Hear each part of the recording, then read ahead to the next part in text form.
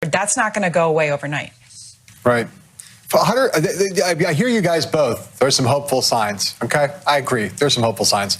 Here's a not hopeful sign. Let's put up this poll, the NBC poll, about whether Joe Biden won the election legitimately. Here's what the stats show. All voters, 61%, only 61% of all voters think that Joe Biden is the legitimate president-elect, soon to be president of the United States. Let's look at Republican voters now. Here's the Republican voters numbers. Yes, 21%. 74% of Republican voters think that Joe Biden is an illegitimate president. So I come back to my point about hopefulness. Clint, I'll start with you. The damage has been profound, and though some of the harm may be mitigated, and obviously it's good to clean up the toxic sewer that some of these social platforms had become over the last 4 years, to clean it up to some extent, it does feel like this damage is pretty deeply baked into the cake, and it's a huge challenge for Joe Biden going forward. How do you fix this problem that 71% of Republican voters think Joe Biden is an illegitimate president? John, I think we're in trouble, to be honest. This won't fix itself. And the one way we could have done it is if we didn't have however many 170-some congressmen basically say that this fallacy is correct. That's the number one thing. They're still writing it. I mean, Hawley and Cruz, I think, are two great examples of people who are just writing this for their own personal benefit, their own pursuit of power. And as long as they continue to do that, they'll continue to perpetuate it. I am hopeful to some degree that going across the aisle could happen a little bit more easy in the coming years. But the pandemic still makes this worse. There is a culture war around the pandemic and vaccines. There's a culture war around technology and censorship.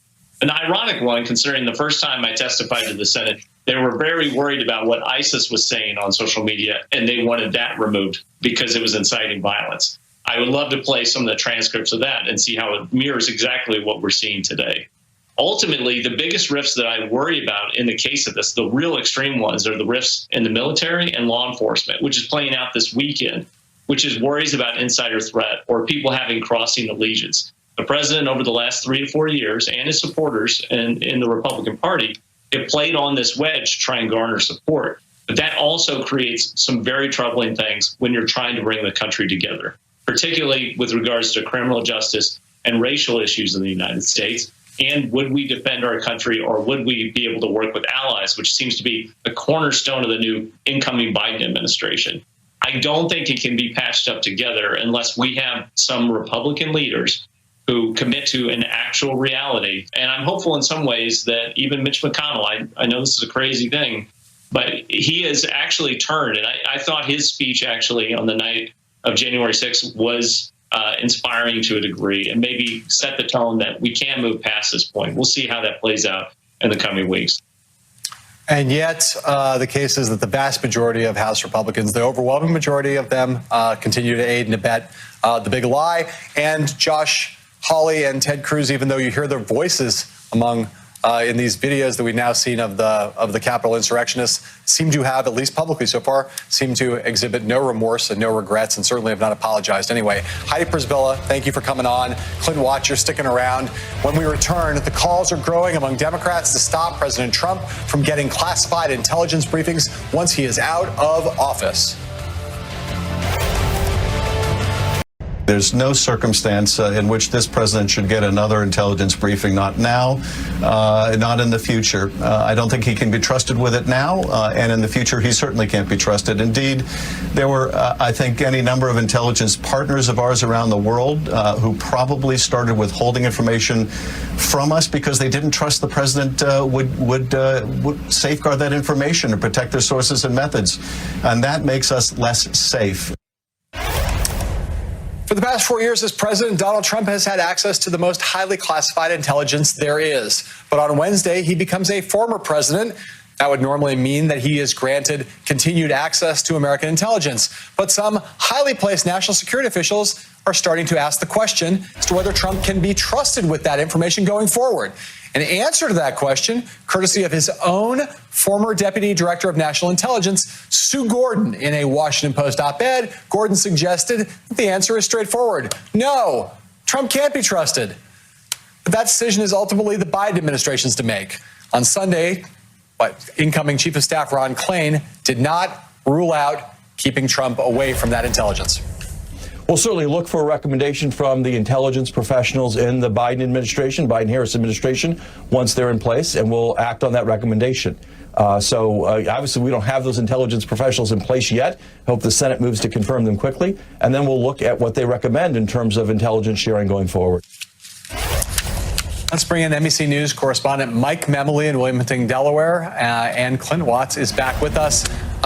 Mike, it's good to see you as always. So this ball's right in the court of the Biden administration. They're going to have to make a call on this. I'm curious if you have a sense of what their take is. They obviously have a very dim view of Donald Trump on almost every level. Have you gotten any indication as to which way they're leaning on this question?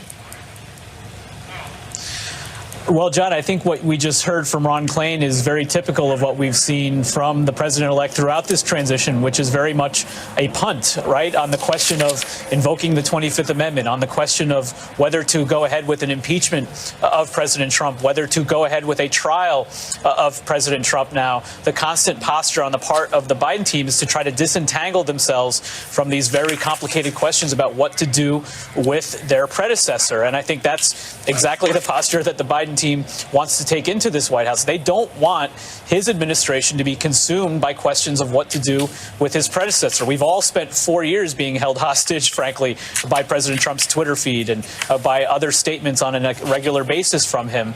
And I think that's the Biden team's view, is they want to very much clear the decks. Now, I think this question also begs another question, which is just how much attention was President Trump paying attention to his own intelligence briefings up until now? There's questions and endless number of stories written during the course of his presidency about his indifference to the briefings he was being given, the degree to which they had to present information to him in creative ways to hope that it went through. So in some ways, this question might not be one that really merits that much attention.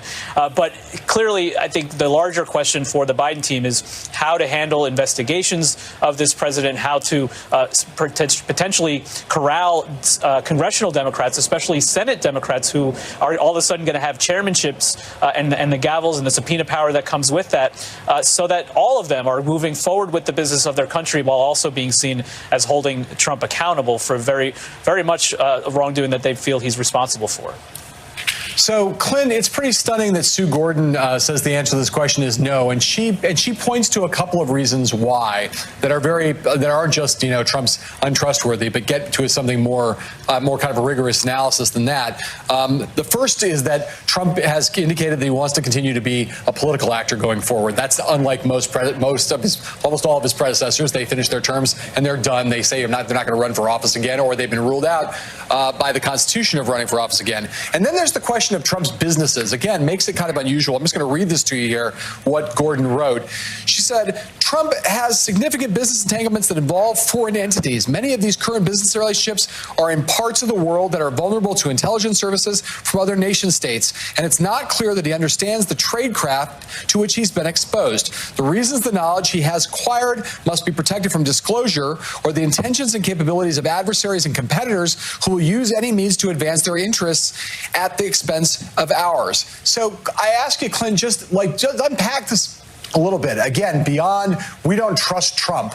It seems like these are two very specific and very good reasons why, even if Trump wasn't Trump, if another president who was set up in the way Trump is, with business entanglements and with a potential political future, you might have the same ruling on that president for those reasons. Sue Gordon is absolutely right, John. Her reasons are point on. A couple things. Sure, the president never listened to his intel briefs before, and even when he got them, he probably misunderstood a lot of them. We've seen that in terms of how he talks. But this is a person who may not be in the best financial circumstance whenever he leaves office. This is a person, as you said, may want to run again. And I would not be surprised if President Trump goes to places like the Middle East or Russia or to foreign countries, bartering on his own businesses or his own influence back in the United States with Republicans. And if he had that information, he could use it as an asset. It would also be one of these situations where the intel community would have to constantly be monitoring what they give to the president, the former President Trump, and how it is disseminated around the world. Could you imagine now you're doing counterintelligence against the last president? Well, we've seen this happen before. Remember, there was a General Flynn who made an unsecure phone call from a third country to an ambassador who was in Russia, right? So these sorts of dynamics would be so painful to deal with. And he could seek to undermine or box him. We've already seen behavior from this administration with trying to install loyalists over at the NSA, and with trying to box in the Biden administration with regard to Iran, that they would try and tamper Biden's. I believe, unfortunately, we lost Clint there at the very end, but I think we were just about to wrap up with that question anyway. Mike Memoli, it's great to see you. I have about 100 questions for you, but no time to ask them. We'll get to them on another day. I will call you next time. Mike Memoli and Clint Watts, thanks for being on. When we return, the coronavirus pandemic is hitting its most dangerous point yet, with cases soaring, deaths rising, and even new COVID variants giving health experts reasons to worry. That grim news is next.